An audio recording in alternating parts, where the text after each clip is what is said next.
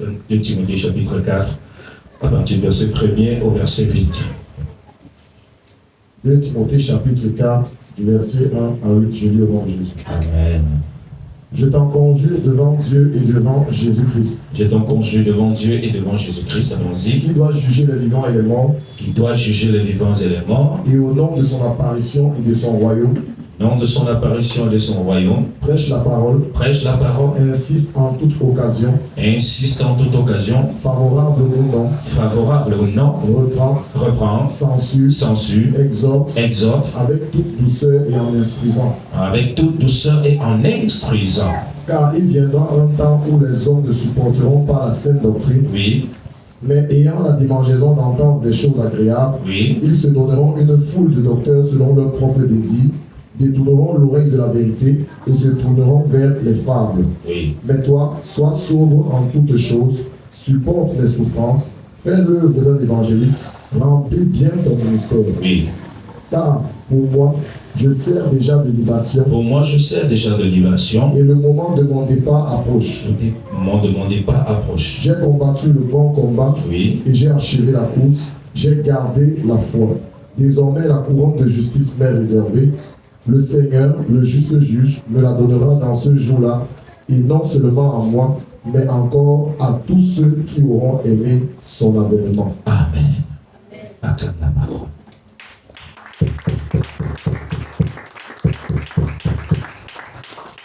Saint-Esprit, je prie que tu m'accordes la grâce pour pouvoir lâcher ce qui est nécessaire. Pour que ce peuple puisse se saisir les temps, saisir les circonstances et saisir la pensée de Christ pendant ce moment. Amen. Bien-aimés, ici, au premier passage, l'apôtre Paul est clair. Mais avant d'entrer, nous devons étudier le contexte dans lequel l'apôtre Paul écrit ce texte. Il s'agit de sa deuxième lettre. Nous supposons que l'apôtre Paul avait déjà enseigné Timothée, Timothée qui était à Éphèse, et lui, dans les prisons de Rome. Amen. La première fois où l'apôtre Paul fut saisi, il avait l'espérance d'être libéré. Mais cette fois-ci, quand il écrit, bien-aimés, nous sentons que c'est quelqu'un qui comprend qu'à ce stade de la marche avec son Dieu, il est prêt pour le départ. Alléluia. Et c'est dans ce contexte qu'il écrit donc ce deuxième livre à son fils Timothée. Alors l'apôtre Paul est dans une prison à Rome, au temps de Néron, c'est-à-dire le roi Néron. Certainement, il est conscient qu'il doit être égorgé. Il est conscient qu'il ne sortira pas de cette prison. Alléluia. Il écrit cette lettre pour rappeler l'essentiel, pour pouvoir, en tout cas, attirer l'attention de son fils. Il dit, je t'en conjure devant Dieu et devant Jésus-Christ qui doit juger les vivants et les morts, et au nom de son apparition et de son royaume. Amen. Quand nous parlons de ce contexte, nous voyons que l'apôtre Paul avait quelque chose qui lui tenait à cœur. Sa vie n'était rien à ses propres yeux. D'ailleurs, il le dit ici. Je sens que je tombais là, vers la fin, et que ma vie va servir de libation. De quelle libation? Vous savez, dans la tradition juive, la libation, c'était quoi? C'était le vin qu'on versait sur le sacrifice. Alléluia. C'était quoi? Le vin qu'on versait sur le sacrifice. Donc, quand il parle de libation, il sait pertinemment que le sacrifice véritable, c'est qui? C'est Christ Jésus. Amen. Hein? Mais il est ce vin-là. On fait comment? On répand pour donner du parfum. Alléluia. À ce sacrifice. Il sait. Et il est même préparé. Alléluia. Alors revenons ici. Quand il parle à Timothée, il lui rappelle la première des choses. Non que Timothée ignorait, non que Timothée n'était pas conscient, non que Timothée ne connaissait pas. Alléluia. Que le Seigneur Jésus-Christ est le juge des morts et des vivants. Non que Timothée ne savait pas qu'il devait apparaître plus tard, mais il devait rappeler. Vous savez bien aimé, avec beaucoup de temps, avec le temps, la connaissance s'effrite parfois. Au fur et à mesure que tu rencontres les challenges, au fur et à mesure que tu rencontres les défis, j'ai envie de dire que ces challenges et les défis ont cette capacité bien aimé d'effriter ta foi. Ces difficultés ont la capacité, bien aimé, de réduire ton engagement, d'affecter ta confession de foi. Voilà la raison pour laquelle être dans l'assemblée de Dieu est très important. Recevoir des informations de la part du Seigneur, encore même un rappel de ce que tu connais, bien aimé, est très très important pour t'aider à garder la foi. Alléluia. C'est très important. Vous savez,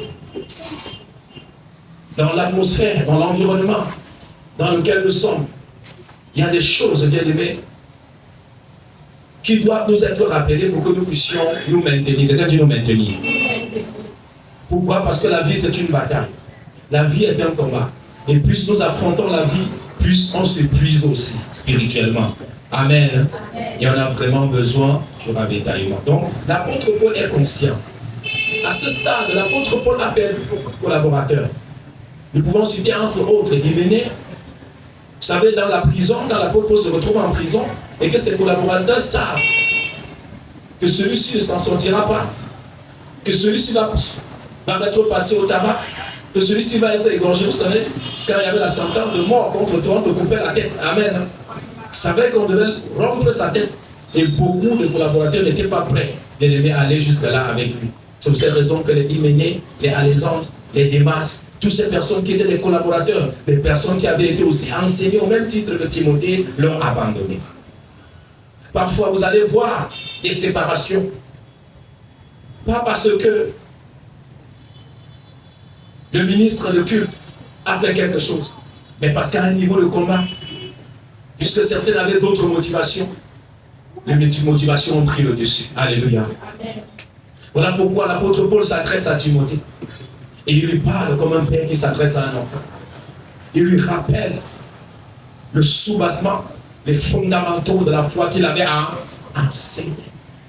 Et je te conjure, ça dit, mets Timothée entre Dieu et qui? Et le Seigneur Jésus. Au sujet de notre rédemption, au sujet de la venue du Messie. Bien-aimé, à chaque fois, on doit te rappeler. On doit te rappeler que le Seigneur Dieu Tout-Puissant, par Jésus-Christ, va juger les vivants et les morts. On doit te rappeler cela. Non que tu ne le saches, mais ta conscience doit être renouvelée à propos. Quelqu'un me donne un amen. Jésus-Christ jugera les vivants et les morts. Et le reste, il dit au nom de son apparition. Donne-moi un amen. Amen. Au nom de cette réalité, ayant posé ce fondement, voici ce que je te demande de faire. Voici ce que je t'exhorte. Il dit, prêche la parole. Insiste en toute occasion, favorable ou non. Reprends, censure, exhorte, avec toute douceur et en instruisant. Il lui donne la raison pour laquelle il doit le faire. C'est la suite. Amen. Car il viendra un temps où les hommes ne supporteront pas la saine doctrine, mais ayant la démangeaison d'entendre des choses agréables, ils se donneront une foule de docteurs selon leur propre désir. Alléluia. Ils détourneront l'oreille de la vérité et se tourneront vers les femmes. Il sait que Hyménée, Alexandre, Démas, Philette, tous ses collaborateurs l'ont abandonné. Alléluia. Par amour pour le siècle présent. Il parle au sujet de Démas. Il m'a abandonné pour le siècle présent. Alexandre m'a abandonné pour le siècle présent. Alors il exhorte, il dit en ce temps, dans la dispensation dans laquelle nous sommes, il y a une réalité que tu ne dois pas méconnaître, que tu dois considérer. Ce que les gens que tu vois là, à cause du vent, à cause de l'atmosphère qui règne, ne vont plus aimer la vérité. Ils ne vont plus aimer la vérité. Ils n'auront plus l'amour de la vérité. Et à cause de cela, pour satisfaire leur conscience, ils vont se créer une foule de docteurs. Amen. Qui vont enseigner ce qu'ils veulent entendre.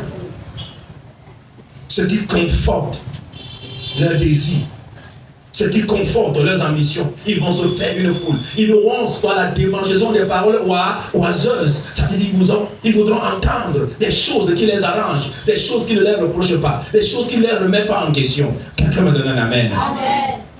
Voilà la raison pour laquelle à un moment donné il y a des séparations, il y a des divisions. Parce qu'on a dit là-bas il guérit, là-bas il délivre, là-bas il peut changer ton problème en une seule parole. Là-bas, s'il parle sur ta vie, ça va se passer comme ça. Là-bas, là-bas, là-bas, là-bas. Plus que leur ambition n'était pas accrochée, scotchée, ancrée sur la vérité fondamentale de notre salut bien-aimé, ils fléchissent. Et petit à petit, vous allez voir dans leur vie que la piété commence à laisser place à quoi? À une vie de désordre. Amen. Si une personne te dit dans cette église, il n'y a rien, la vie ne change pas, on ne voit pas ici. Et ne l'écoutez pas seulement, mais essayez un peu d'examiner sa vie. Depuis que cette personne est partie jusqu'à présent, quelles sont les choses que la personne a commencé à accepter? Amen. Quel est son état spirituel actuel? La plupart du temps, vous écoutez, puis vous donnez raison sans écouter l'autre partie. Vous écoutez seulement une partie et en plus, comme vous avez des petits soupçons dans votre cœur, ces soupçons-là deviennent comme une vérité. Ce n'est pas la vérité, bien aimé. Écoutez les deux parties et vous allez juger. Alléluia. Amen. Ayez de la sagesse. Et je crois que Dieu, au travers de ce message, est en train de nous parler. Nous sommes censés marcher dans la sagesse. Nous sommes censés évoluer dans la sagesse. Nous ne devons pas oublier le soubassement de notre foi, les fondamentaux de notre foi. Quelqu'un me donne un amen. Voilà pourquoi l'apôtre Paul se charge d'exhorter Timothée qui est à Éphèse. Et lui, il est en prison. Que pensez-vous? Que penserez-vous de votre père spirituel qui prêche Jésus, mais qui se retrouve où? En prison. Aujourd'hui, on n'a pas envisagé ce genre de choses. Amen. On n'envisage pas ce genre de choses. Si un jour tu entends, oh papa, parce que tu es en prison, je ne dis pas que c'est le cas, mais j'admets. Alléluia. La première des choses, c'est qu'il a volé les types. La première des choses, ce sont les pensées qui vont traverser ton esprit. Je suis sûr qu'il a escroqué quelqu'un, la façon qu'il aime d'abord l'argent là. En fait, je prends l'exemple banal pour vous parler. La façon que je vois un peu son attitude là. Tu n'as pas vu le constat qu'il a porté dernièrement. Tu vois que lui-même, il est dehors au premier vent. Tu vois, les choses comme ça vont commencer à faire comment? Vous n'allez pas chercher à connaître la vérité en vous renseignant. La sagesse ne va pas vous amener à vous l'enseigner.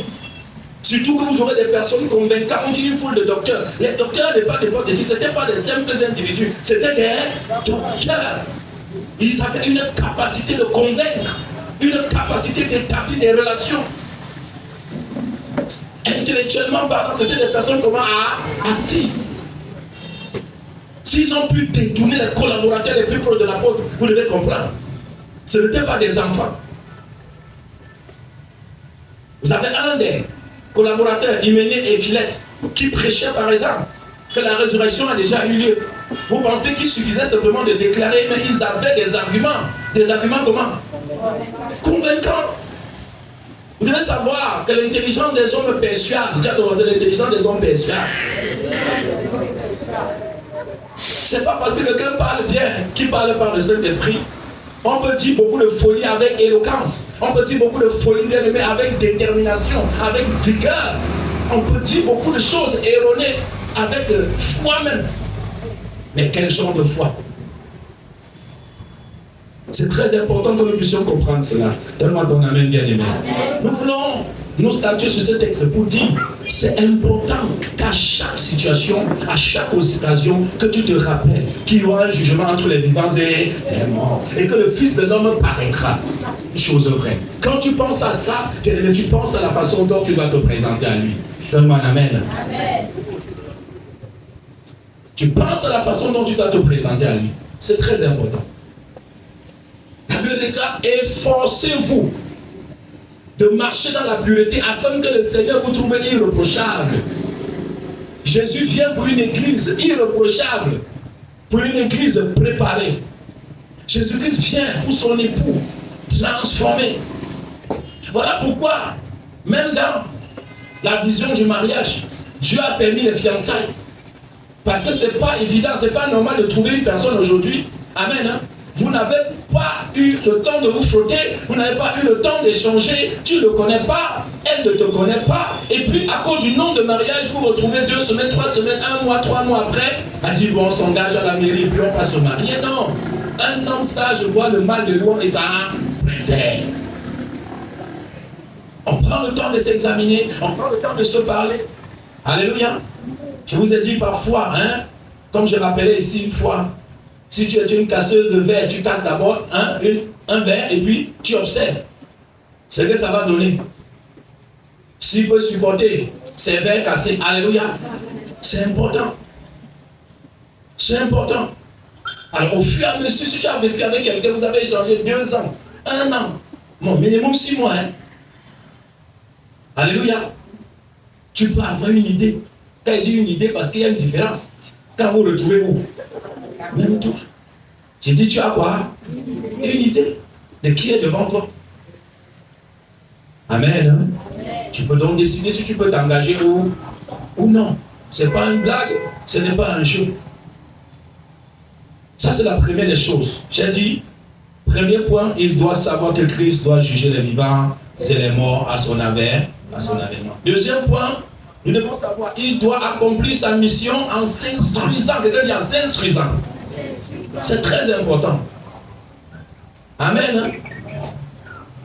Compte tenu de l'évolution, compte tenu de la technologie, des progrès scientifiques, alléluia, il doit s'instruire, Timothée. Vous savez, bien aimé, si nous prêchons l'évangile à notre époque, nous ne la prêchons pas comme les apôtres prêchaient. Il va falloir trouver une adaptation, mais une adaptation qui cadre avec l'analogie de la foi. Amen. J'ai dit quoi? Avec l'analogie de la foi. Je ne peux pas demander à ma fille aujourd'hui de mettre une longue robe et de chercher une ceinture, de mettre au cou, de chercher les caleçons qui vont passer comme ça aujourd'hui. Alléluia. Pour venir où? À l'église. Elle ne va pas accepter ça. À cause de l'évolution. Amen. Il y a une nouvelle manière de s'habiller, de se vêtir. On a imaginé qu'aujourd'hui, vous essayez un peu de vous vêtir comme les Romains. Je ne sais pas. Du 1er siècle. C'est-à-dire vous mettez la jupe, vous êtes un homme, vous mettez quoi? Une jupe comme ça, évasée là. Et puis vous mettez, et vous êtes un homme, hein, vous mettez ça, vous venez à l'église. Même moi-même, je vais vous regarder un peu autrement. Vous vous habillez comme les Écossais, qui mettaient un peu les bottes là, alléluia, et qui mettaient des longues chaussettes avec la robe. Mais si tu t'habilles comme ça, tu viens ici. Pour moi, tu ne seras même pas crédible à la vue. Quelqu'un me donne un amen. Hein? Donc, il faut s'adapter de manière intelligente à l'évolution pour ne pas paraître bizarre, pour ne même pas scandaliser la foi des autres. Quelqu'un me donne un amen. Donc, il faut que nous puissions nous adapter. Et en même temps, nous devons, pour que nous nous adaptions, nous devons nous instruire sur l'évolution de la société. Il n'y a pas que la Bible qu'on lit, il y a des ouvrages que tu dois lire. Amen. Quelqu'un me donne un amen. Il y a des personnes qui ont la phobie de la lecture. Si vous avez la phobie de la lecture, vous n'irez pas le voir avec Dieu. Parce que même avec le Seigneur, il faut s'instruire. Alléluia. Donc toi, dont la Bible est même d'abord difficile à lire, sache qu'il n'y a pas que la Bible. Il y a un livre que j'ai sorti tout à l'heure. Est-ce que vous avez lu? Qu'est-ce que ce livre vous a apporté? Beaucoup de connaissances, n'est-ce pas? Amen. Ça vous a apporté beaucoup de connaissances. C'est ça, vous devez lire. Vous devez vous instruire. Vous devez vous informer. La parole de Dieu dit que vers la fin des temps, la connaissance se fera comment? La connaissance se fera naturellement. La connaissance augmentera. Vous devez savoir que si vous êtes en reste, à un moment donné, votre évangile sera dévasé. Quelqu'un me donne un amen? Votre évangile sera comment? Déphasé. Alors quand on dit que retournons à l'église primitive, est-ce que vraiment vous pensez qu'on peut vraiment vivre cette vie-là comme à l'église primitive?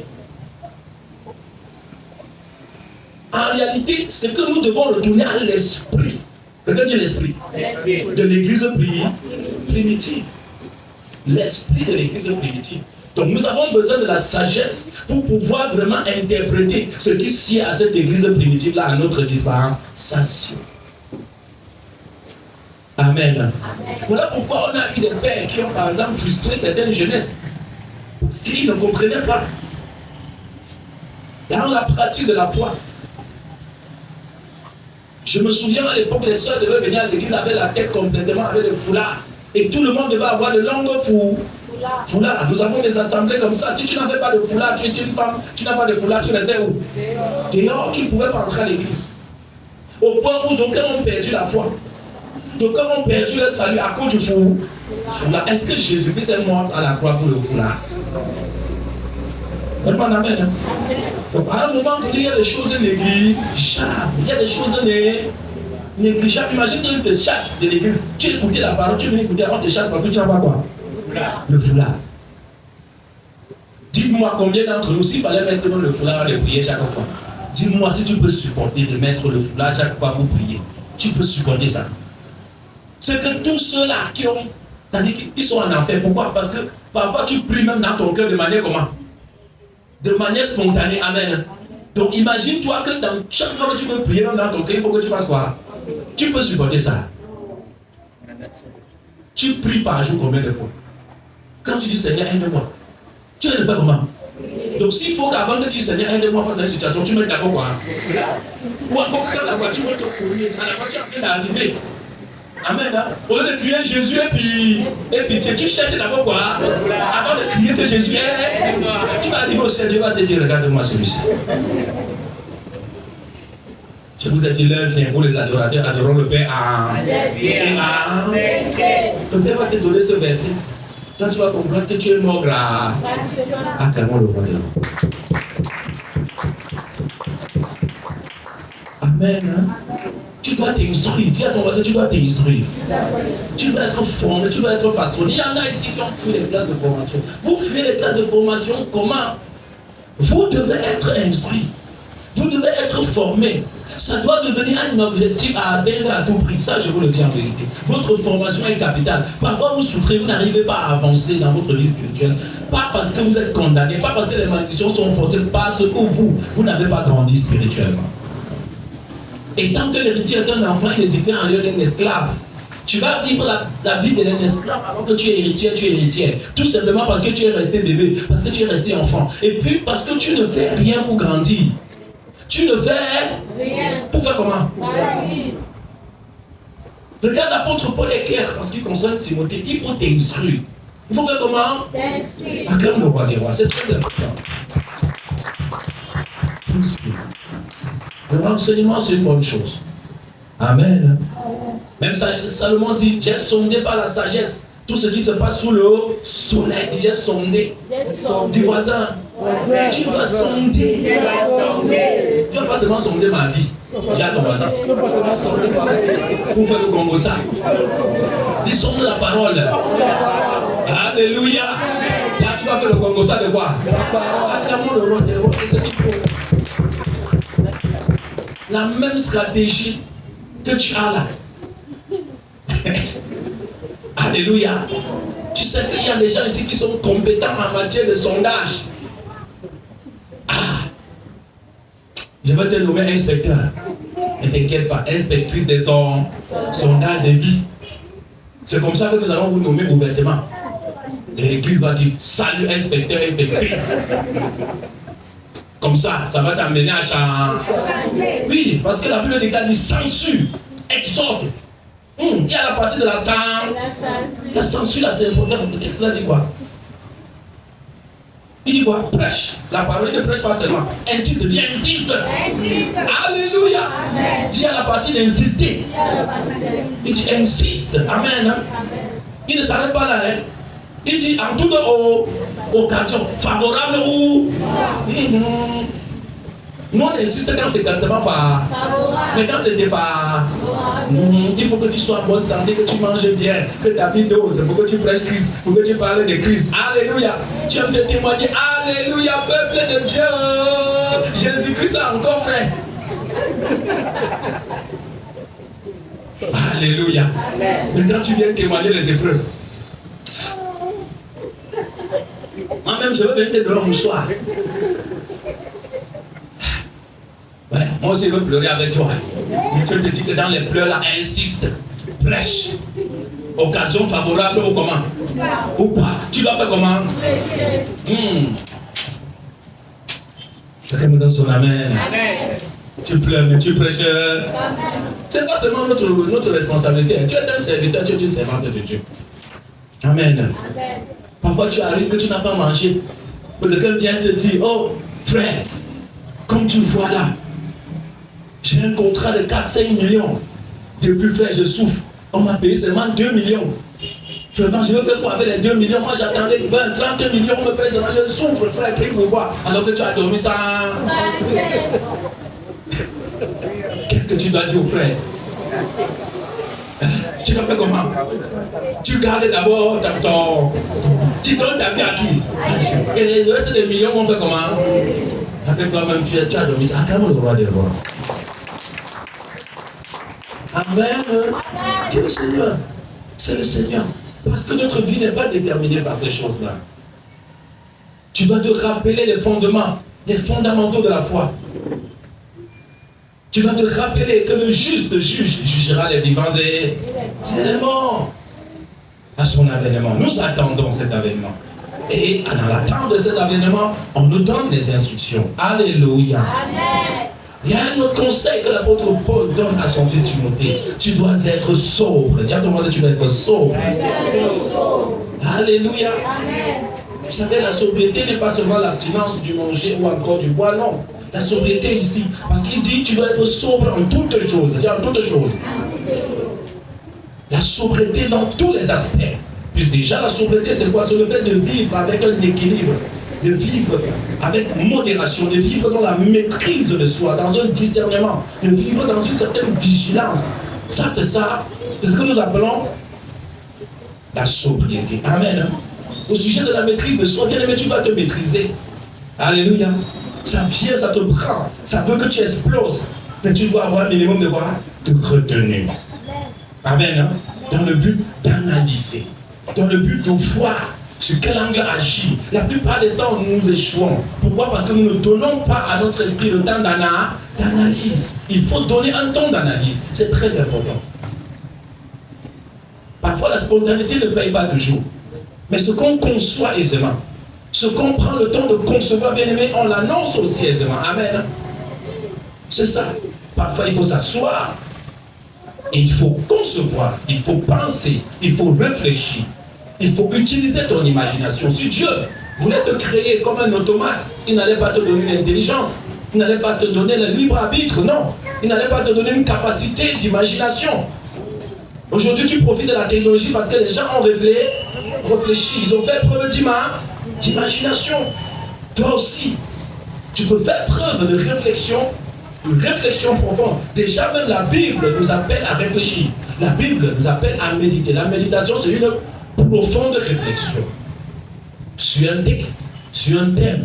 Pendant que tu réfléchis dessus, le Saint-Esprit te donne les éléments nécessaires. Il t'enseigne. Il t'amène dans les profondeurs. Pour que je puisse t'enseigner, je n'ai pas seulement pris le texte et je suis venu te plaquer. Non, j'ai pris le temps de lire ce texte, de méditer et de réfléchir là-dessus.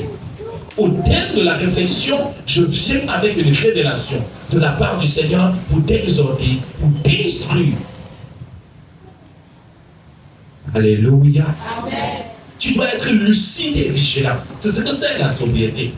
Il y a des personnes qui ne sont pas lucides. Non. Parfois, tu es comme endormi. Tu es comme endormi, tu ne dois pas être endormi. Un véritable enfant de Dieu doit être éveillé. Parfois, les païens nous voient comme des personnes qui ne réfléchissent pas, des personnes qui ont perdu, je ne sais pas, des raisons. Bien aimé, je voudrais te dire, être dans la foi ne signifie pas que tu ne dois pas avoir une raison, mais la raison saine. Quelqu'un dit la raison saine. Parfois, nous agissons comme si nous n'avions pas de cerveau. Quelqu'un me donne un amen. Jésus a dit, il a réfléchi, puis tu plaques, il n'y a pas d'amour, pas de rien. Vous savez, à un moment donné, il faut sortir dans cette manière de pratiquer sa foi. Il faut être lucide. Et il faut être vigilant. Quelqu'un dit vigilance. Oh, Dieu me protège. Maintenant, si tu dois ta porte ouverte parce que Dieu te protège, et le matin, tu te lèves, on a vidé ton salon, tu fais comment?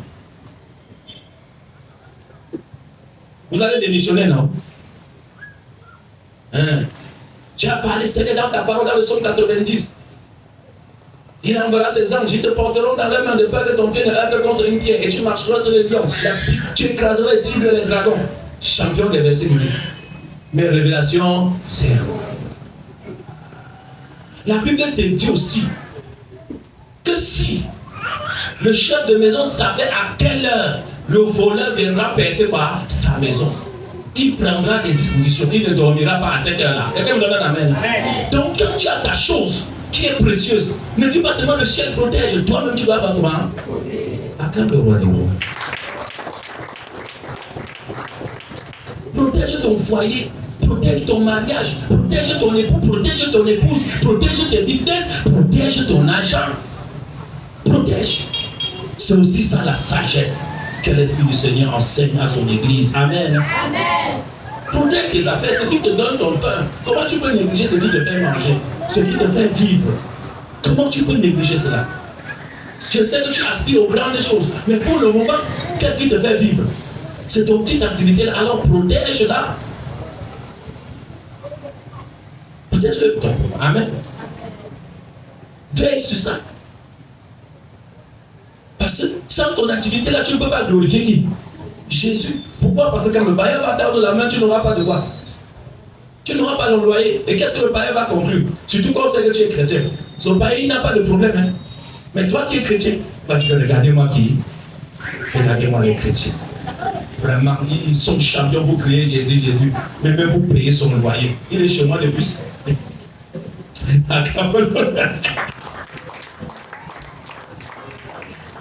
Alléluia. Dieu est bon, dis Dieu est bon. C'est parce que Dieu t'aime qu'il est en train de faire comment? T'instruire. Il est en train de t'instruire. Que tu sois un homme et une femme comment? Sage. Alléluia. La sobriété, c'est aussi l'équilibre dans le comportement. Quelqu'un dit l'équilibre dans le comportement. Nous avons des enfants de Dieu tellement extrémistes. Extrémistes, vous êtes comme des djihadistes. C'est pas normal. Il faut un équilibre. Essayez de comprendre les uns aux autres. Amen. Essayez. Oh, fois. Mais dans un certain environnement, essayez de réfléchir. Nous devons être dans l'équilibre. Quand il l'équilibre. Amen. Hein? Bon, la Bible me demande de ne pas marcher avec les pécheurs. L'apôtre Paul te dit aussi, hein, si tu ne veux pas entrer dans la maison de ces gens dépressifs, il faudrait qu'on te fasse pas sortir du monde. Que tu dis où? La terre, sinon tu seras avec eux chaque jour. Les paroles bizarres, ils vont lancer, ça va entrer où? Tu ne vas pas devenir sourd parce que tu ne vas pas. Hein? Oh non, je ne vais pas écouter les musiques modernes, c'est une bonne chose. Tu fuis ces choses. Amen. Hein? Mais tu vas faire comment pour les gens, le bar qui est à côté de chez toi là-bas? Et la nuit, le dogolo, c'est sur ton lit là-bas que ça danse. Tu vas faire comment? Tu vas faire comment? Il faut chercher l'équilibre. De l'équilibre. C'est très important. Nous vivons dans le monde. Nous vivons où? Ce n'est pas pour dire que tu dois être fragile, que tu dois être faible, que tu dois être ni chaud ni froid. Ce n'est pas ce que je dis. L'équilibre se fait dans la piété. L'équilibre, c'est une expression de la sagesse. Amen. Amen. Tu entends quelque chose de quelqu'un, tu crois à 100%. Parce qu'on t'a combossé contre ton frère. Tu n'as pas les deux versions. Tu as déjà juré. Tu as même à transformer ça en sujet de prière. Tu pries même pour rien. Tu pries même alors que tu es dans l'erreur. Tu envoies même la flèche sur celui qui a raison. Et puis tu es surpris du retour. Il y a un principe, c'est que tu envoies doit tomber. Amen. Le principe de la pesanteur. Quand tu envoies le feu là, la malédiction sans cause atteint son but. Ça c'est la Bible. Un autre texte dit celui qui creuse une fosse terre comment? Il tombe. Celui qui roule la pierre l'écrase. Donc quand tu roules la creuse la fosse là, ça voit que. Alléluia. Oui, c'est très important. Le principe de la réciprocité. Alléluia.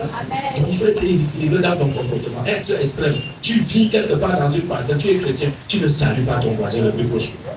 Parce qu'il est païen. Et puis quand je viens chez toi, tu lui dis carrément que mon voisin là, c'est un sorcier.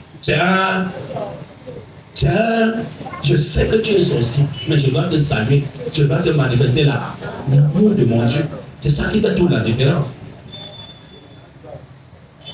Ma fille, tu dis que le voisin sort le marabout. Il y a un danger. Tu fais comment? Quand vous vous croisez, tu dis bonjour, voilà. Mais tu connais les limites. Tu connais les limites. Si vous allez t'inviter dans ton intimité, amen. Tu sais que moi je suis chrétien, je suis un enfant de Dieu, j'ai des valeurs.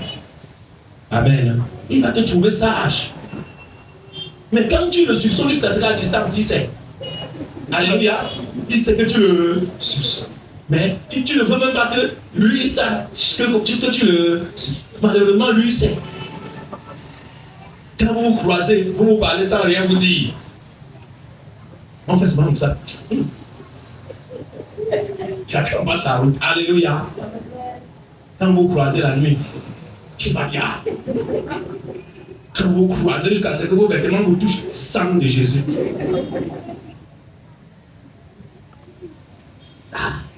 C'est ça notre vie chrétienne aujourd'hui. Que Dieu équilibre. Alors que la nuit, c'est toi qui réveilles tous les bois. Comment que ce voisin sorcier qui se transforme en chouette pour sortir se balader dans ce quartier, faya, faya. On part dans le quartier, les gens passent, ils rentrent du travail, ils entendent ta prière. Tu l'équilibres. Après le bail vient libérer ma maison, tu dis ce sont les persécutions. Ce sont les persécutions. Et qui persécute qui? Qui persécute qui? Les gens ne dorment pas au quartier à cause de... Toi, tu mets ta musique, tu vois que lui, met ta musique. Quand le voisin met son dombolo, son makossa, il met son reggae, son hip-hop, on dit hip-hop ou hip-hop aussi. Acclamons le roi de Amen. Alléluia. Tu sors, tu vois ça, c'est même qui? Feu. Le voisin baisse-moi ça. Il baisse. Mais toi, quand tu mets Hosanna à l'agneau de Dieu, parce que c'est pour qui? C'est pour. Je pense que c'est pour Dieu. Tu as l'obligation. Tu dois mettre comme ça. Parce que c'est pour qui? L'autre là, c'était pour qui? C'était pour Satan, non? Amen. Hein? Chacun doit respecter l'autre. Quelqu'un me donne un amen. Amen. Si toi tu demandes à quelqu'un ne hausse pas le volume de ta musique, toi aussi fais comment? Baisse. Parce que la Bible est claire, on te mesurera avec la coupe dont tu t'es servi. Vous faites comment? Donne-moi cet équilibre. Tu trouves les gens au quartier partout. Mais c'est toi qui pries au secours. Bien-aimé, si tu es enseigné, si tu connais ces choses, tu as la sagesse. Les gens vont s'inspirer de toi. Et puis, celui que tu es en train de citer, le sorcier, là, quand ça va, comme on dit souvent dans le royaume des ténèbres, et que lui, il savait que quand il venait de voyer, tu étais couvert que de feu. Mais pourtant, physiquement, tu étais humble. Amen. Sociable, il viendra se convier chez toi. Il te dit, montre-moi, je sens que tu étais un maître supérieur. Je connais une histoire où un voisin féticheur dans le quartier, tout le monde le redoutait. Mais un jour, le Seigneur va convaincre un frère de déménager, d'aller dans ce quartier, le quartier des sorciers. Et comme ce frère était bien instruit, ce frère priait pour le quartier, intercédait pour le quartier. Mais personne n'entendait sa voix. Ce frère était amour, partagé avec ses voisins, avec ses voisines. Mais toi, quand les enfants du voisin viennent chez toi, tu fermes la porte, tu fais comment? Tu les chasses, sorciers. Tu te mets sorcier. Mais qu'est-ce que tu sais de tes enfants qui passent la journée chez les sorciers? Tu sais ce qu'ils mangent? Tu sais ce qu'on les donne? Tu penses que tu les protèges trop? C'est Dieu qui les garde. C'est Dieu qui les... Amen. Parfois, on a rencontré le voisin, pour du voisin, pour une vie en paix. Amen. Et pour l'éducation de mes enfants. Je préfère que mes enfants, parce que je connais l'état, je connais les habitudes de mes enfants. Pour le moment, je les ai demandé de ne pas se promener, de ne pas aller dans les maisons. Tu parles comme ça à la voisine. Regarde, la voisine va te trouver comment? Sage, qu'au lieu de tirer tes enfants, Daniel, tu es encore parti aujourd'hui. Et les enfants ont cette tête têtue. Quand ils voient comment ton regard est parti, il est parti. C'est pour le jeu le dessus sur eux. Vous voyez un peu ça, bien aimé.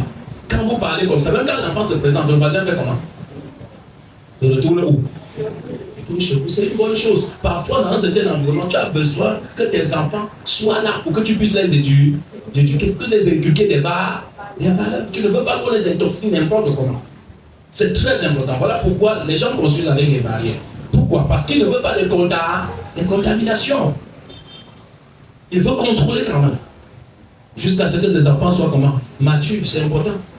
Les enfants ne peuvent pas les larguer comme ça, les laisser comme ça. Ils vont t'amener n'importe quoi. Amen. Amen. C'est comme une fois chez moi, j'ai constaté qu'un de mes fils avait commencé à injurer. Et c'est injure comme ça. Moi, je demandais que mais tu as pris ça. J'ai pris la peine d'examiner, de lui poser la question, de savoir. Il a appris ça où? Je me suis rendu compte qu'il a appris ça dans la bouche d'un petit voisin. Et je lui ai dit, mon fils, on n'injure pas. Ce ne sont pas des valeurs que je vous ai enseignées. Amen. Acclame le roi de Dieu. Donc, les enfants savent que les injures sont proscrites chez moi. On n'injure pas. On dit on n'injure pas, on n'injure pas. On n'injure pas. En tout cas, ce n'est pas moi qui ai dit ça. Acclame le roi de Dieu. Amen. Hein? Il y a ce que nous appelons la discipline dans nos choix. Quelqu'un dit la discipline dans nos choix. La discipline dans nos choix. Il y a des personnes qui font des choix, mais qui sont tellement indisciplinées. Oui, tu vas obtenir un résultat assez conséquent quand tu n'es même pas discipliné dans ton choix. Il y a des gens qui font des choix, mais n'assument pas. Alors, dis à ton voisin, assume tes choix. Parce que Dieu parfois nous livre à nos responsabilités. Quand Dieu te dit monte, tu fais comment? Tu descends. Mais il faut assumer ton descendre. Amen. La plupart des temps, ce que nous faisons, c'est que Dieu nous demande de monter, nous on descend. Mais quand ça n'est pas bon, crie avec qui? Que lui t'avait demandé de descendre. Oui. Amen. Même sur le plan spirituel, quand tu as suivi Christ, il faut assumer le choix de qui? De ton salut. Tu as choisi Jésus, il faut assumer le choix d'avoir choisi qui? Jésus. Excusez-moi la tautologie, c'est comme ça. Il faut assumer le fait d'avoir choisi qui? Comment tu peux choisir Jésus? À chaque fois tu te caches. À chaque fois tu te caches. À chaque fois tu te caches. Écoutez, c'est même impossible de se cacher quand tu as vraiment donné ta vie à Jésus. Alléluia. Sinon, même seulement le Amen là va te filer, va te changer. Parce que parfois on va te parler en trouvant. Tu as dit quoi? Amen.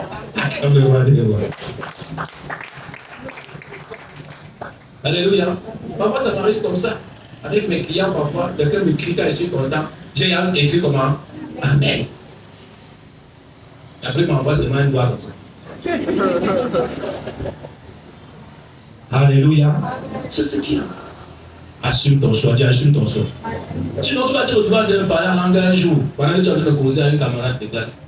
Ça va sortir chaque à la main. Elle va se mettre et te dire que qu'est-ce qui est arrivé? Qu'est-ce qui lui est arrivé? Alléluia. Ah, où tu ne connais pas le Saint-Esprit, il va t'exposer. Il va te faire ça. Tu veux tard. Le sage voir le mal de loin et après son chemin. Amen. Pour lisser tes voies. Il y a ce qu'on appelle être guidé par le Saint-Esprit et non par la chair. C'est très important. Pour parler de la sobriété.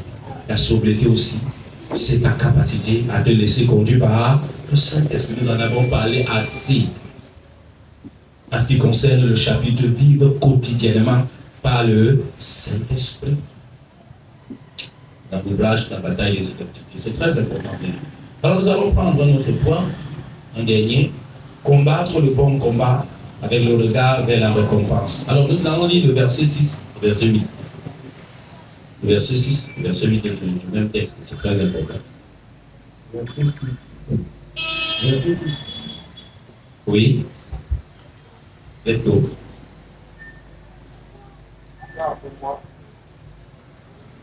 Oui. Car pour moi, je sais déjà de libération. Pour moi, je sais déjà de libération. Et le moment de mon départ approche. L'apôtre Paul est conscient que le temps de son départ approche. Oui. J'ai combattu le bon combat. Il a combattu le bon combat. J'ai achevé la course. J'ai achevé la course. J'ai gardé la foi. J'ai gardé la foi. Désormais, la couronne de justice m'est réservée. Désormais, la couronne de justice m'est réservée. Le Seigneur, le juste juge, me la donnera dans ce jour-là. Et non seulement à moi, mais encore à tous ceux qui auront aimé son avènement. À ceux qui auront aimé son avènement. Bien-aimés, nous devons aimer l'avènement de notre Seigneur Jésus. Il y en a qui vivent, qui marchent avec Christ, qui ne pensent pas au retour de qui? De Jésus. Tu dois penser au retour de Jésus. Parfois, il y a un style d'évangile qui est prêché où on prépare les gens à avoir ceci, à avoir cela, mais on ne les prépare pas à la rencontre avec le Messie. On ne les prépare pas au jugement dernier. On ne les prépare pas. C'est la raison pour laquelle la foi est sur du sable. Moindre petit obstacle, la foi vacille. Mais une personne qui est instruite au sujet de l'avènement du Messie a une foi comment? Stable. Parce que cette personne travaille non pour une nourriture périssable, mais cette personne travaille pour quelque chose d'éternel. Alléluia. Vous savez, quand vous avez la pensée de l'éternité, vos actions vont suivre la pensée première que vous portez. Et on ne peut pas mettre un immeuble, un immeuble de R+5 sur une fondation d'immeuble R+2.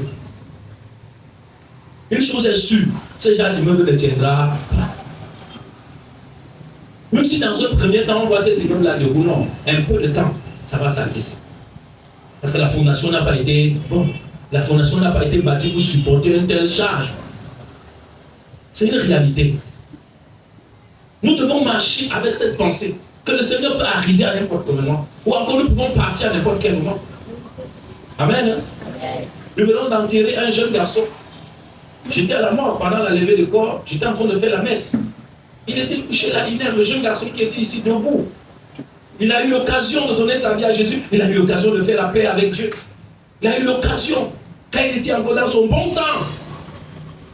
Ma maman était là, pleurait, tout le monde était à la mort. J'étais obligé de faire la messe de levée de corps. Mais est-ce que je pouvais leur dire, comme le prêtre qui a fait la première messe, avec l'assurance que ce jeune garçon ira au ciel? Je pouvais leur dire. Est-ce que je pouvais leur dire? Je ne pouvais qu'employer le conditionnel s'il avait donné sa vie à Jésus, s'il avait fait la paix avec Dieu, si ceci, ceci. Croyez-moi, le corps que vous voyez ici est un corps mortel, est un corps corruptible, est un corps qui va aller à la putréfaction. Mais à la résurrection des morts, ce corps ressuscitera, corps glorieux, corps incorruptible. J'étais obligé de placer le conditionnel. Parce que beaucoup entendent, beaucoup écoutent, mais beaucoup ne considèrent pas. Si Jésus n'arrive pas, toi aussi, tu peux arriver aussi. À n'importe quel moment. J'aimerais dire à quelqu'un, aujourd'hui c'est les rêves, c'est les songes. J'ai vu les extases. Le Saint-Esprit m'a amené au ciel, c'est vrai. Mais le moment viendra où nous le verrons face à face. Nous le connaîtrons comme nous avons été comment? Connus. La sagesse disparaîtra, les prophéties disparaîtront, les MC dit l'Éternel disparaîtront. Des paroles de sagesse, des paroles de connaissance, de discernement des esprits. Tu n'en auras plus besoin. Ce que tu vois dans les songes flous là, tu verras le Seigneur dans sa gloire, tu verras le Seigneur dans la félicité céleste, tu verras le Seigneur dans la dimension de la sainteté que tu n'as jamais fleuré même avec ton intelligence. Et nous entrerons avec lui dans cette demeure bénie. Et tu comprendras que ta destinée n'était pas celle pour ces 120 années plus sur la terre. Alors pourquoi ne pas faire le choix d'une fondation solide quand tu n'as que trop 120 ans sur la terre pour passer toute une éternité loin de ton Créateur, loin de ton Seigneur. Alors bien aimé, quand vous comprenez ça, vous avez la paix quand vous cherchez Dieu. Quand vous avez un petit morceau de pain qui vous a donné aujourd'hui, vous mangez ce petit morceau de pain et vous bénissez le Seigneur. Vous ne vivez pas la vie de comparaison, tel a un immeuble, tel a une maison. Pourquoi tu ne m'as pas béni comme cette personne? À cause de ça, tu ne vois pas ce que Christ a déjà donné. Tu ne vois pas l'amour qu'il te donne. Tu ne vois pas la protection, la sécurité. Tu ne vois pas la grâce. Tu ne vois pas, bien aimé, son esprit qui est en toi et qui te soutient et qui te console quand tu es en détresse. Voilà pourquoi tu n'arrives pas à lire ta vie, parce que tu n'es plus passionné pour la parole. Parce que les choses du royaume ne t'intéressent plus. Parce que ton regard est focalisé sur autre chose. Bien aimé, quand ton cœur est focalisé sur autre chose, la parole ne te dira rien. Tu vas t'efforcer pour prier parce que tu es obligé de faire comment? De prier même pour te sentir comment? À l'aise. Mais cependant, tu n'es pas nourri de manière quotidienne. Tu n'es pas nourri de manière constante. Cette parole va devenir là. Et j'ai fait un constat. C'est que les conversions du temps passé de nos pères étaient des conversions authentiques. Mais les conversions de cette jeune génération, je ne comprends pas. C'était des personnes qui étaient capables de faire des kilomètres pour annoncer l'évangile. Des personnes qui oubliaient la famille, qui oubliaient tout et qui étaient prêts à mourir pour annoncer l'évangile. Ce n'étaient pas des personnes nantis, ce n'étaient pas des personnes riches. Ça, c'est avant l'histoire de l'évangile de la prospérité. Mais aujourd'hui, cette jeune génération, la foi est superficielle, basée sur des supports éphémères, passagers, ébranlables. Bien-aimé, qu'est-ce que Dieu veut après ce séminaire de toi? Que tu puisses penser à l'essentiel. Parce qu'entre les révélations que tu as eues là, entre les témoignages de gloire que tu as eus et la manifestation, il y a un temps, il y a un espace. Et entre ce temps-là, et pendant cet espace, qu'est-ce que tu fais? Pendant cet espace, tu peux abandonner. Tu peux te retrouver dans la condition de Hyménée, d'Alexandre. Tu peux te retrouver dans la condition de Démas. Et ces collaborateurs de la protocole qui ont capitulé et qui l'ont abandonné parce qu'il était en souffrance, parce qu'il était en prison, un tel leader dans la prison. Aujourd'hui, nous avons une certaine qualification que nous voulons donner aux serviteurs de Dieu. Dans notre esprit, le serviteur de Dieu doit être comme ça, il doit être véhiculé, il doit avoir un enrobeur, il doit avoir ceci. Si Dieu n'a pas donné cet enrobeur à ce serviteur de Dieu, il fait comment? Il sait d'être serviteur de Dieu. Les serviteurs de Dieu n'ont pas le même niveau de grâce. Et ça ne signifie pas bien aimé une certaine grandeur devant Dieu. Quelqu'un me donne un amen. La façon dont vous qualifiez la grandeur, c'est pas comme ça que Dieu qualifie quoi? La grandeur. On fait comment alors? Si je n'ai pas eu la possibilité, cette grâce, vous avez les serviteurs de Dieu, qu'avant de venir, c'était les multimillionnaires. Il avait une formation professionnelle, il avait une compétence, une qualification. Il arrive, Dieu l'appelle, il a cette qualification, il commence à suivre Dieu. Je lui dis non. Pour mon œuvre, travaille, et puis tu fais quoi? Mon œuvre. Il travaille, Dieu fait comment? Le bénir, il lui donne beaucoup d'argent. Il construit une immense chapelle, il fait ceci, les grosses voitures. Mais maintenant, vous allez faire comment? Est-ce qu'il est la référence type du serviteur de Dieu? Vous voyez, les choses qu'on a mis dans nos cœurs, il va y avoir ce genre de costume. Vous avez des frères, des serviteurs de Dieu qui n'arrivent pas à vous bénir parce qu'ils sont frustrés. Ils sont frustrés. Pourquoi? Je dois me présenter devant eux avec quel habit? Je vais me présenter, je vais porter quelles chaussures? Ils sont obligés de se comporter d'une certaine manière et d'autres qui n'ont pas beaucoup de force de se compromettre. Aujourd'hui, on va se connecter aux onctions. Je me connecte à l'onction de tel. Ça, c'est de la convoitise, ce n'est pas une connexion. C'est de la convoitise. C'est de la luxure et de la cupidité. Aujourd'hui, tu réunis ton père spirituel. Parce que le père spirituel des autres est très élevé. Qu'est-ce que tu sais de lui? Qu'est-ce que tu sais de ce père spirituel? Est-ce que tu connais ses fondements spirituels? Nous tous, nous tenons le micro, mais nous tous, nous ne servons pas Dieu. Acclame le bon Dieu. Croyez-moi, le niveau de séduction est si haut que ton intelligence seule ne peut pas capter. Il y a des hommes, quand tu les écoutes, ils sont irréprochables. Quand ils parlent, ils sont irréprochables. Quand tu parles même dans un environnement physique, je dis l'environnement irréprochable. Mais entre dans l'intimité avec Dieu. Demande à Dieu qui est seul soir. Même quand je vais même te parler, tu auras du mal à croire si tu n'as pas la foi. Je vous le dis en vérité en tant que serviteur de Dieu avec l'expérience. Pourquoi juger à la parole? Tu as une relation avec Dieu. Pourquoi quand tu reçois certaines commandes, tu ne peux pas interroger ton Dieu? Tu crois et tu commences à agir. Tu ne peux pas interroger Dieu. Prends même du temps pour interroger Dieu. Tu peux même rester 2 semaines devant la face du Seigneur. Si tu n'es pas sûr d'une chose, vous dites Seigneur, parle-moi. Parle-moi de tes serviteurs. Parle-moi de tes servants. Seigneur, instruis-moi, je veux connaître. Ceci, est-ce que c'est vrai? Le problème, c'est que quand tu as déjà qualifié la situation, Dieu n'a plus rien à te dire. Tu vas expérimenter, apprendre dans les épreuves et en perdant du temps et de l'énergie. Quelqu'un me donne un amen. Amen.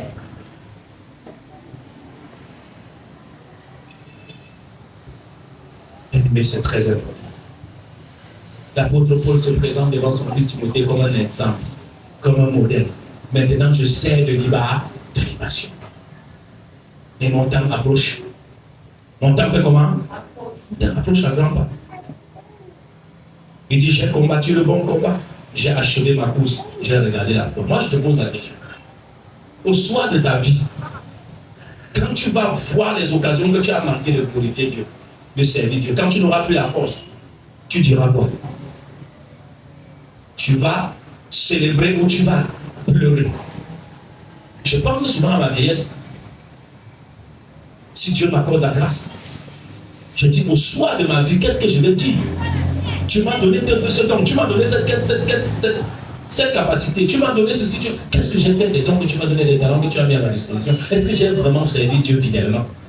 Est-ce que j'ai fait ce qu'il fallait que je fasse? Est-ce que j'ai obéi comme il fallait obéir? Qu'est-ce que j'ai fait? Au soir de ta vie. Même au sujet de l'éducation de tes enfants, au sujet de ton comportement, de ton caractère actuel, au sujet de ce que tu fais aujourd'hui financièrement, au soir de ta vie, est-ce que tu seras fier de toi, de ta gestion? Tu seras fier de ta gestion? Autant l'occasion qu'elle donne aujourd'hui de te rattraper, d'être fier de toi à la fin de ta vie. Seras-tu fier de ta persévérance? Fier de ta foi? Fier de ton engagement? Seras-tu fier? Et si tu penses à ta vieillesse, il faut y penser. Pense même souvent à ta mort, à ton départ. Ce n'est pas l'esprit de mort que tu appelles, pense. Il y en a qui disent on pense par la mort, il faut penser. Il faut y penser. Pas en négatif. Ah, vous ne voulez pas y penser? Il faut y penser. Parce que la Bible dit même qu'il vaut mieux être dans la maison de deuil que d'être dans la maison de quoi? De fête. Parce que dans la maison de deuil, tout le monde est obligé de réfléchir, de marquer un tabou, mais finalement la vie là c'est quoi? Donne-moi ton amen. C'est ça l'évangile. Nous ne voulons pas vous trafiquer le cerveau et mettre des choses qui ne vous aident pas. L'apôtre Paul est sûr, il sait que son temps arrive. Il n'a plus beaucoup de temps. Voilà pourquoi il fait l'effort d'arranger. Amen. Quand vous pensez, bien aimé, à l'éternité, vous allez faire l'effort d'aplanir vos voies. Oui. Il ne faut pas avoir peur de s'interroger. Il y en a qui ont peur de s'interroger. Il y en a qui ont peur de faire un examen de vie. Tu as passé ta vie comment? Au soir même, Dieu t'accorde la grâce de le connaître. Au lieu de prendre le temps pour corriger le tir, de prendre le temps pour niveler, de prendre le temps pour arranger, de prendre le temps pour planifier. Toi, tu ne fais rien et tu fais la même chose que tu faisais par le passé. Que diras-tu au soir de ta vie? Que diras-tu au soir de ta vie? Moi, au soir de ma vie, je dirais que j'ai prêché ce message. Tu as entendu? Oui. J'ai fait mon devoir. Alléluia. Amen. Regarde ce qu'il dit. Désormais, la couronne de justice m'est réservée et le Seigneur, le juste juge, me le donnera dans ce jour-là. Et non seulement à moi, mais encore à tous ceux qui auront aimé son amen. L'apôtre Paul savait ce qu'il attendait comme récompense. Parce que toute sa vie sur la terre n'était pas axée sur les biens passagers, les biens éphémères. Il savait qu'il travaillait pour un héritage éternel. Et il était fier parce que le temps était pour lui d'aller toucher son salaire. Quand il touchait le salaire, qui est malheureux quand il va toucher le salaire? Qui est mécontent quand il touche le salaire? Nous tous nous attendons le jour où le patron paye quoi? Le salaire, monsieur. Amen. Quand tu touches ton argent, qui est plus fort, qui est plus riche, qui est plus gros que toi? Alléluia. Le jour là, la démarche change. Quand on touche le salaire, on est content, on est heureux. Non? Comprenons l'émotion de l'apôtre Paul quand il écrit cette lettre. Il sait que son temps est peu. Pendant que les gens voient quelqu'un qui a échoué, lui, il a réussi.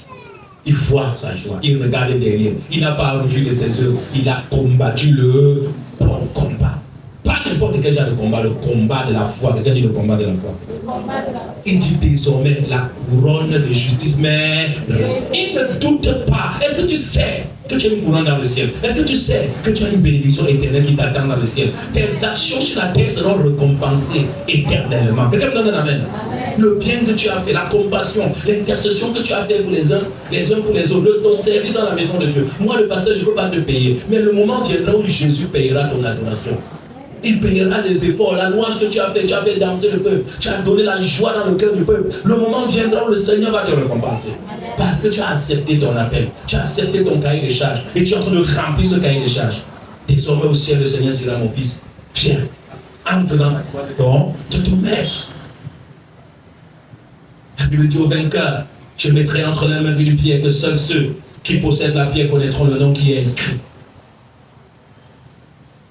Au vainqueur, je les ferai entrer dans la maison de mon Père et ils demeureront. Ils seront comme une colonne dans la maison de mon Père. Au vainqueur, je donnerai ceci. Je donnerai ceci. Alléluia. Et une récompense. Il y a des récompenses. Il dit désormais, la couronne de justice m'est réservée. Et le juste juge, il n'y a pas question que ça n'arrive pas. Il n'y a pas une pensée que ça ne lui arrive pas. En tout cas, il est certain, il est sûr, il est à 100% sûr. C'est pour ça qu'il invoque le juste qui juge. Parce qu'il sait que le Seigneur Jésus-Christ le jugera comment? Digne de faire comment? De porter cette couronne. Amen. Et le Seigneur me le donnera. Dieu me le donnera. Alléluia. Acclame encore la parole. Le Seigneur me le donnera. Le Seigneur me le donnera. Et non seulement à moi, mais à tous ceux qui auront aimé son appel. L'apôtre Paul veut et souhaite que toi aussi tu sois couronné. Amen. Maintenant que tu as connu Christ, que tu te repentis, tu as fait la paix avec Dieu, tu sais qu'autrefois nous étions plus pécheurs.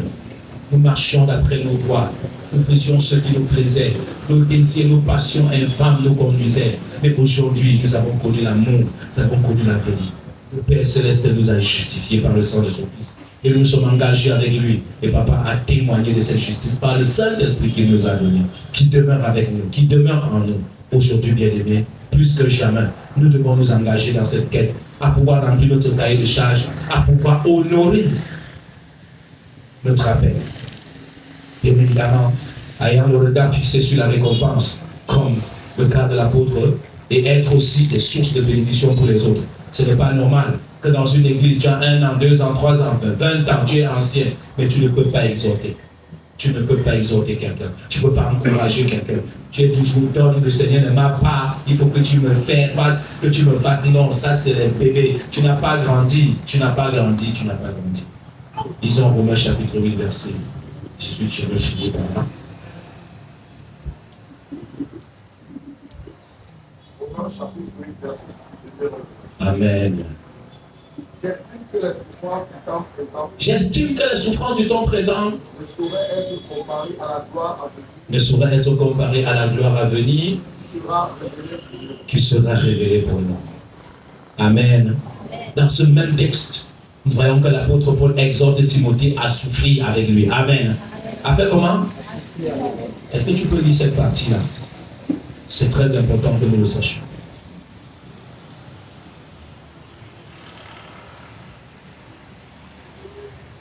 Donc, je peux lire, verset 5. Mais toi, sois sobre en toutes choses. Supporte les souffrances. Fais l'œuvre d'un évangéliste. Remplis bien ton ministère. Tu as droit à remplir bien ton ministère. Amen.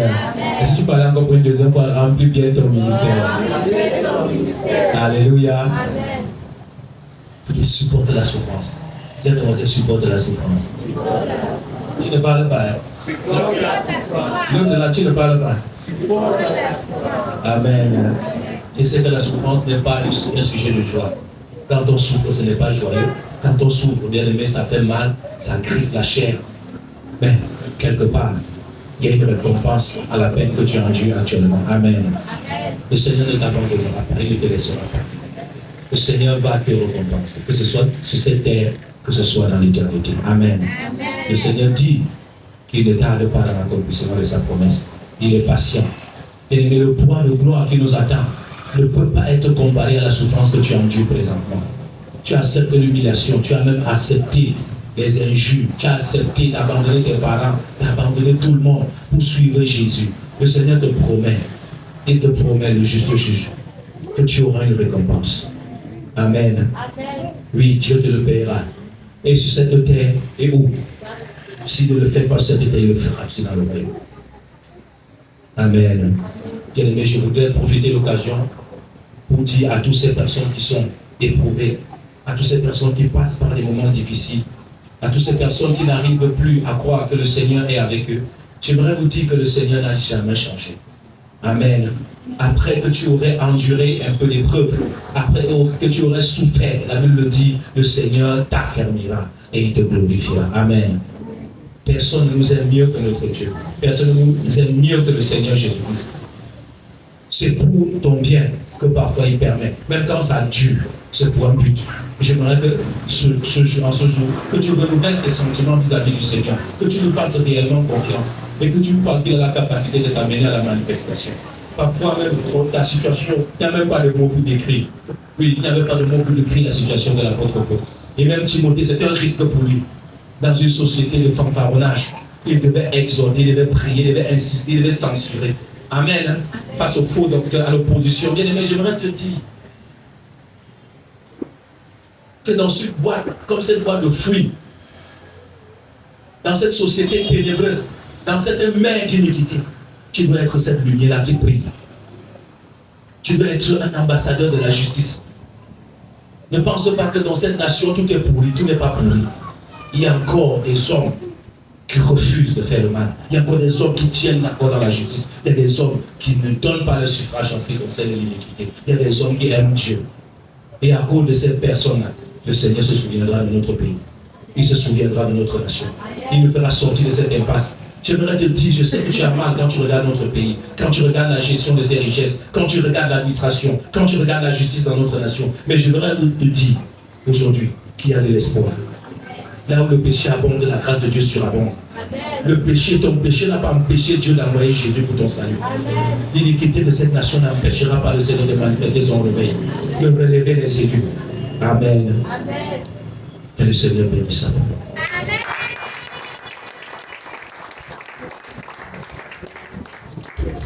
Éternel du Seigneur Jésus, je t'en supplie, Donne-moi la force de te faire confiance et de tenir ferme face aux défis, même la souffrance, même les difficultés. Seigneur, donne-moi cette force. Élève ta voix bien-aimée. Demande au Seigneur la difficulté pour ne pas être seulement financière, la difficulté pour ne pas être matérielle. Oui, bien-aimé, mais chacun a toujours une difficulté. Chacun a toujours un défi. Chacun a toujours un défi. Tu vas demander au Seigneur de te donner la force, la capacité de tenir ferme. Et que dans cette difficulté, dans cette challenge, qui soit même national, dans ce pouvoir psychologique de notre condition nationale, que le Seigneur te donne la force, qui te donne cette capacité d'aider, d'annoncer, de remplir ton ministère, de demeurer connecté, d'être fidèle à lui. Prions tous ensemble. Éternel notre Père, dans cette atmosphère morose, dans cette atmosphère complexe, dans cette atmosphère irritante, nous te supplions de nous donner la capacité, la force, le courage de continuer à affronter notre destinée, de continuer à être les dispensateurs de la justice, les dispensateurs de la vérité. Seigneur mon Dieu, au-delà des offenses, au-delà des défis, au-delà des difficultés, donne-nous encore de nous tenir pour toi, Seigneur, de nous tenir pour toi, Adonai. Oh Jésus, pour rassembler tes enfants égarés, pour amener à la bergerie, Seigneur, ceux-là qui ne te connaissent pas encore, pour amener à la bergerie ceux-là, ô Père céleste, qui sont égarés. Je t'en prie, je t'en supplie. Seigneur, manifeste ta grâce. Merci, Père, au nom de Jésus. Du Saint-Esprit de Dieu, dans ce temps difficile, je te supplie de fortifier ma foi. Accorde-moi la grâce d'être sensible à ta voix, à ta pensée et à ta volonté. Élève ta voix, bien-aimée.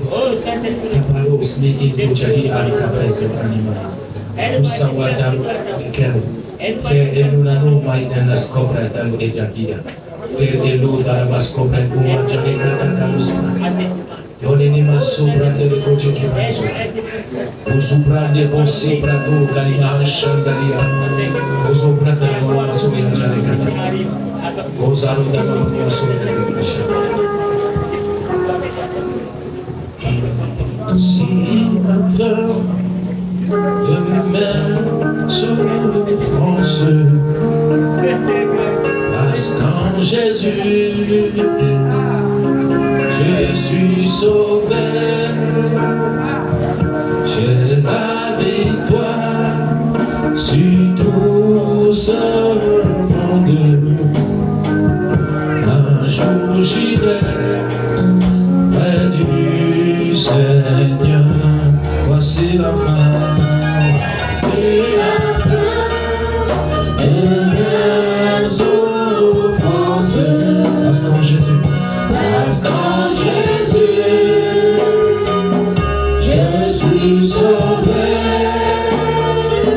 j'ai la victoire sur tout ce monde. Un jour j'irai près du Seigneur, j'irai là-bas, j'irai là-bas, parmi les anges. Aide-Emmanuel, ton soleil va soulever, passe en m'attend à la louange.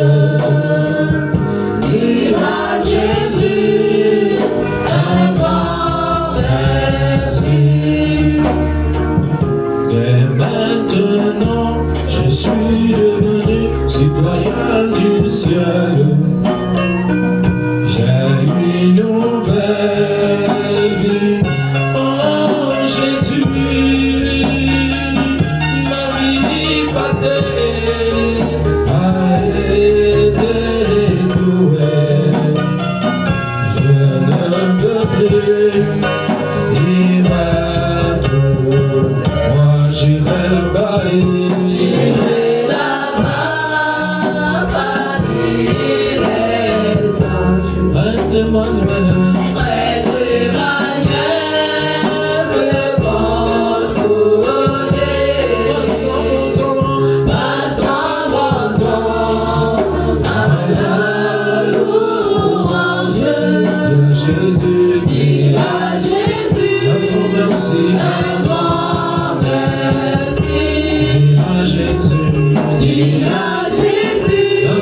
merci. Un grand merci à Jésus, à Jésus. Un grand merci à Jésus, à Jésus. Un grand merci.